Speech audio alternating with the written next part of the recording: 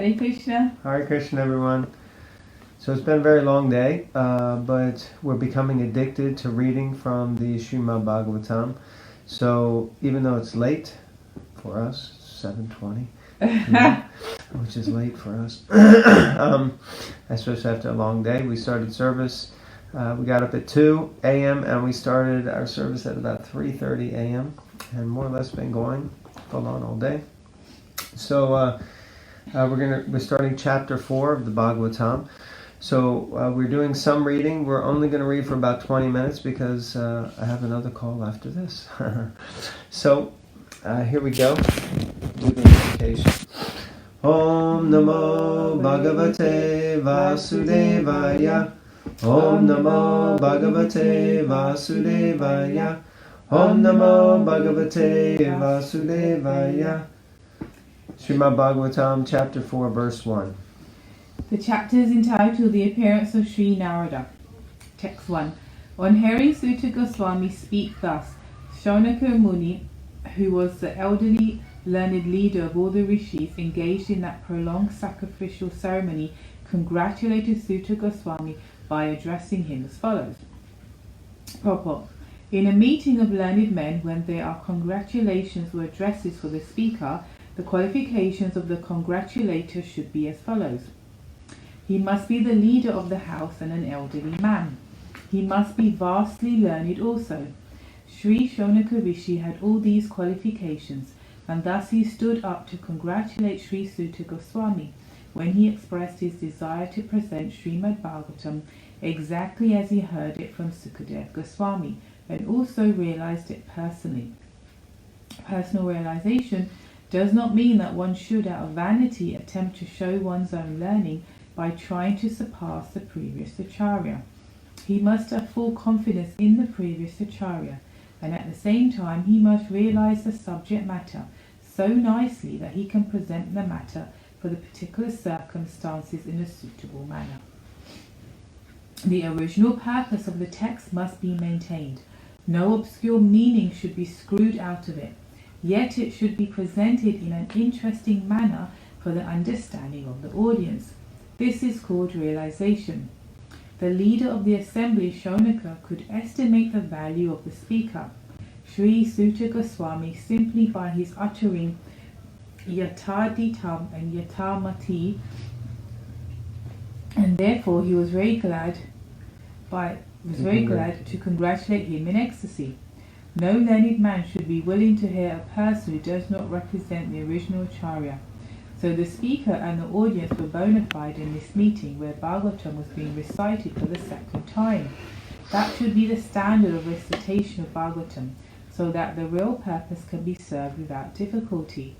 Unless this situation is created, Bhagavatam recitation for extraneous purposes is useless labor both for the speaker and for the audience.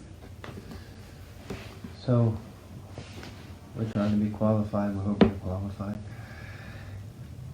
Text 2. Shaunaka said, O Sutta Goswami, you are the most fortunate and respected of all those who can speak and recite.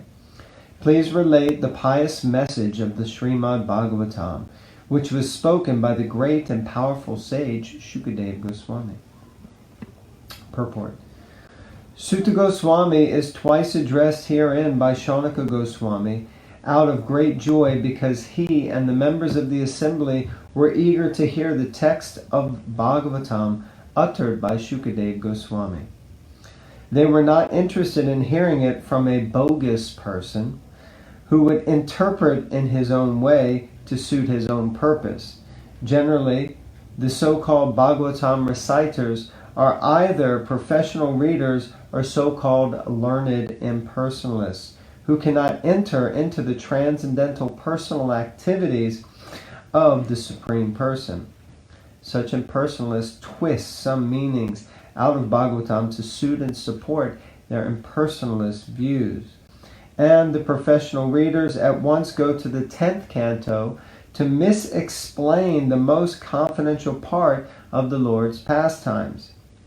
Neither of these reciters are bona fide persons to recite Bhagavatam. Only one who is prepared to present Bhagavatam and the light of Shukadev Goswami. And only those who are prepared to hear Shukadev Goswami and his representatives are bona fide participants in the transcendental discussion of Srimad Bhagavatam. Text 3. In what period and at what place was this first begun? And why was this taken up? From where did Krishna Dwapaya Vyas, the great sage, get the inspiration to compile this literature? Because Srimad Bhagavatam is the special contribution of Srila Vyasadeva, there are so many inquiries by the learned Shaunaka Muni. It was known to them that Srila Vyasadeva had already explained the text of the Vedas in various ways up to the Mahabharata for the understanding of less intelligent women, Shudras and fallen members of the family of twice-born men. Srimad Bhagavatam is transcendental to all of them because it has nothing to do with anything mundane. So the inquiries are very intelligent and relevant. Text number 4.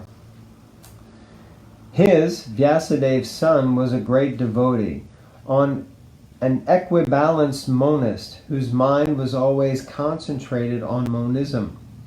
He was transcendental to mundane activities, but being unexposed, he appeared like an ignorant person. Purport. Srila Shukadev Goswami was a liberated soul, and thus he remained always alert, not to be trapped by the illusory energy. In the Bhagavad Gita, this alertness is very lucidly explained. The liberated soul and the conditioned soul have different engagements. The liberated soul is always engaged in the progressive path of spiritual attainment, which is something like a dream for the conditioned soul. The conditioned soul cannot imagine the actual engagements of the liberated soul, while the conditioned soul thus dreams about spiritual engagements. The liberated soul is awake. Similarly, the engagement of a conditioned soul appears to be a dream for the liberated soul. A conditioned soul and a liberated soul may apparently be on the same platform, but factually they are differently engaged, and their attention is always alert, either in sense enjoyment or in self-realization. The conditioned soul is absorbed in matter, whereas the liberated soul is completely indifferent to matter. This indifference is explained as follows. Text 5. While Sri Vyasadeva was following his son, beautiful young damsels who were bathing naked covered their bodies with cloth, although Sri Vyasadeva himself was not naked. But they had not done so when his son had passed. The sage inquired about this, and the young ladies replied that his son was purified, and when looking at them made no distinction between male and female. But the sage made such distinctions. Purport. In the Bhagavad Gita 5.18, it is said that a learned sage looks equally on a learned and gentle brahmana, a chandala, dog-eater, a dog or a cow, due to his spiritual vision. Srila Sukadeva Goswami attained that stage, thus he did not see a male or female. He saw all living entities in different dress. The ladies who were bathing could understand the mind of a man simply by studying his demeanor. Just as by looking at a child one can understand how innocent he is. Sukadeva Goswami was a young boy, 16 years old, and therefore all the parts of his body were developed. He was naked also, and so were the ladies. But because Sukadeva Goswami was transcendental to sex relations, he appeared very innocent. The ladies, by their special qualifications, could sense this at once, and therefore they were not very understanding. But when his father passed, the ladies quickly dressed. The ladies were exactly like his children or grandchildren, yet they reacted to the presence of Vyasadeva according to the social custom, because Srila Vyasadeva played the part of a householder. A householder has to distinguish between a male and female, otherwise he cannot be a householder. One should therefore attempt to know the distinction between spirit soul without any attachment for male and female. As long as such distinction is there, one should not try to become a sannyasi like Sukadeva Goswami. At least theoretically, one must be convinced that a living entity is neither male nor female. The outward dress is made of matter by material nature to attract the opposite sex and thus keep one entangled in material existence. A liberated soul is above this perverted distinction. He does not distinguish between one living being and another. For him, they are all one and the same spirit. The perfection of this spiritual vision is the liberated stage, and Srila Sukadeva Goswami attained that stage. Srila Vyasadeva was also in the transcendental stage, but because he was in the householder's life, he did not pretend to be a liberated soul as a matter of custom. Very interesting. It's text 5. Excuse me. So text 6. How was he, Srila Shukadeva, the son of Vyas, recognized by the citizens when he entered the city of Hastinapur, now Delhi, after wandering in the provinces of Kudu and Jungala, appearing like a madman, dumb and retarded? Purport. The present city of Delhi was formerly known as Hastinapur because it was established by King Hasti.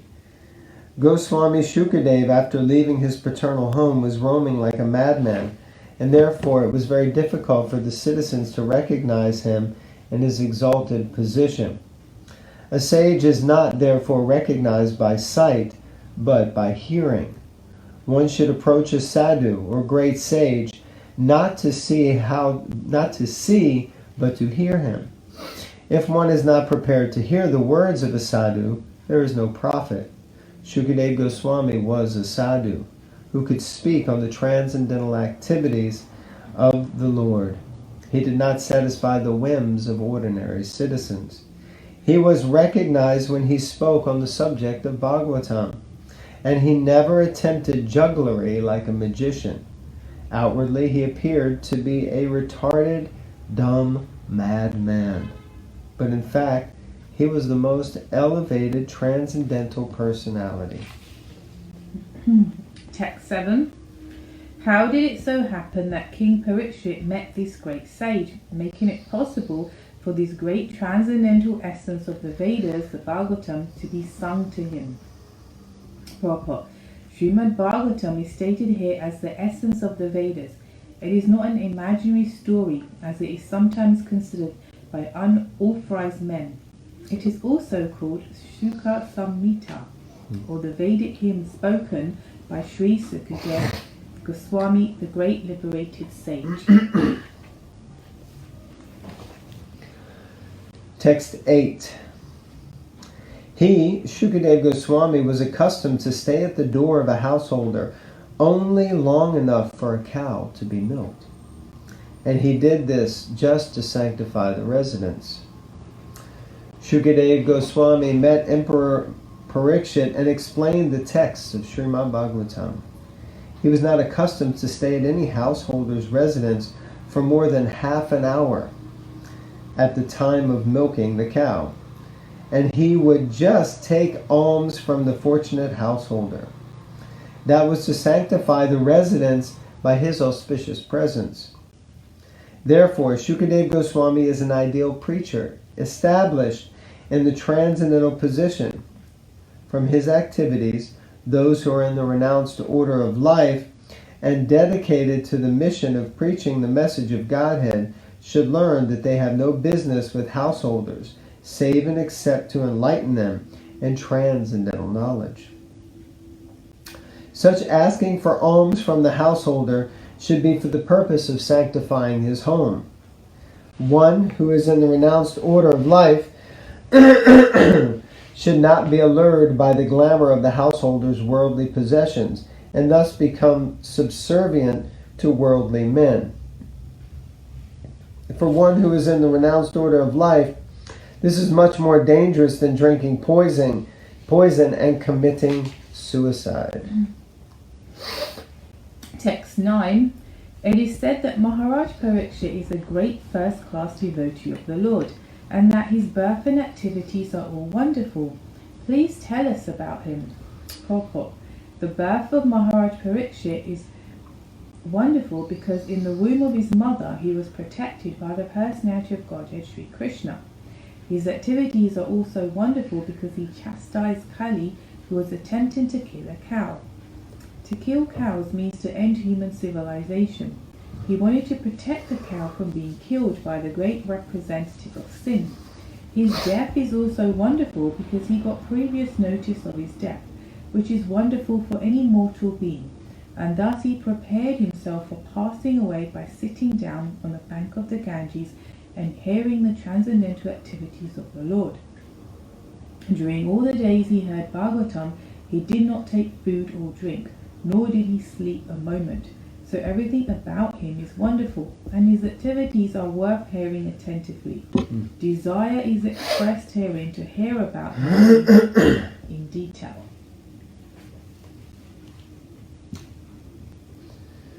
Text number 10. So, Canto 1, Chapter 4, Text 10. He was a great emperor and possessed all the opulences of his acquired kingdom. He was so exalted that he was increasing the prestige of the Pandu dynasty.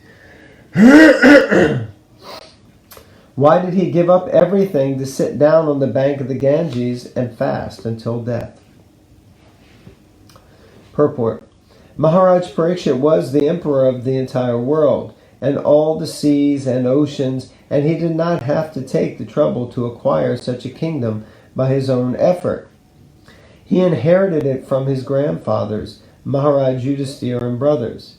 Besides that, he was doing well in the administration and was worthy of the good names of his forefathers. Consequently, there was nothing undesirable in his opulence and administration. Then why should he give up all these favorable circumstances and sit down on the bank of the Ganges, fasting till death? This is astonishing, and therefore all were eager to know the cause. Text 11. He was such a great emperor that all his enemies would come and bow down at his feet and surrender all their wealth for their own benefit. He was full of youth and strength, and he possessed insuperable kingly opulences. Why did he want to give up everything, including his life? Purport. There was nothing undesirable in his life. He was quite a young man and could enjoy life with power and opulence. So there was no question of retiring from active life. There was no difficulty in collecting the state taxes, because he was so powerful and chivalrous that even his enemies would come to him and bow down at his feet and surrender all wealth for their own benefit. Maharaj Parikshit was a pious king. He conquered his enemies, and therefore the kingdom was full of prosperity. There was enough milk, grains and metals, and all the rivers and mountains were full of potency. So materially everything was satisfactory. Therefore there was no question of untimely giving up his kingdom and life. The sages were eager to hear about all this. And this will be the last text we read today. Text 12, Canto 1, Chapter 4, Text 12. Those who are devoted to the cause of the personality of Godhead live only for the welfare, development, and happiness of others. They do not live for any selfish interest. So even though the Emperor Parikshit was free from all attachment to worldly possessions, how could he give up his mortal body, which was shelter for others? Purport. Parikshit Maharaj was an ideal king and householder because he was a devotee of the personality of Godhead. A devotee of the Lord automatically has all good qualifications, and the emperor was a typical example of this. Personally, he had no attachment for all the worldly opulences in his possession. But since he was king for the all-around welfare of his citizens, he was always busy in the welfare work of the public. Not only for his life, but also for the next. Not Not only for this life, but also for the next. He would not allow slaughterhouses or killing of cows.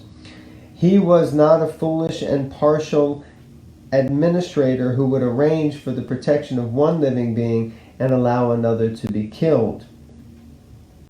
Because he was a devotee of the Lord, he knew perfectly well how to conduct his administration for everyone's happiness. Men, animals, plants, all living creatures. He was not selfishly interested. Selfishness is either self-centered or self-extended. He was neither. His interest was to please the supreme truth, personality of Godhead. The king is the representative of the Supreme Lord, and therefore the king's interest must be identical with that of the Supreme Lord. The Supreme Lord wants all living beings to be obedient to him and thereby become happy. Therefore, the king's interest is to guide all subjects back to the kingdom of God. Hence, the activities of the citizens should be so coordinated that they can, at the end, go back home, back to Godhead. Under the administration of a representative king, the kingdom is full of opulence. At that time, human beings need not eat animals. There are ample food grains, milk, fruit, and vegetables, so that the human beings, as well as the animals, can eat sumptuously and to their heart's content. If all living beings are satisfied with food and shelter and obey the prescribed rules, there cannot be any disturbance between one living being and another. Emperor Parikshit was a worthy king, and therefore all were happy during his reign. Jai Grantaraj Srimad Bhagavatam Ki. Jai. Thank you all very much. So, more or less, we got in about a half an hour. So, hopefully we'll see you all tomorrow. Reading from Srimad Bhagavatam, continue Canto 4. Hare Krishna. Hare Krishna.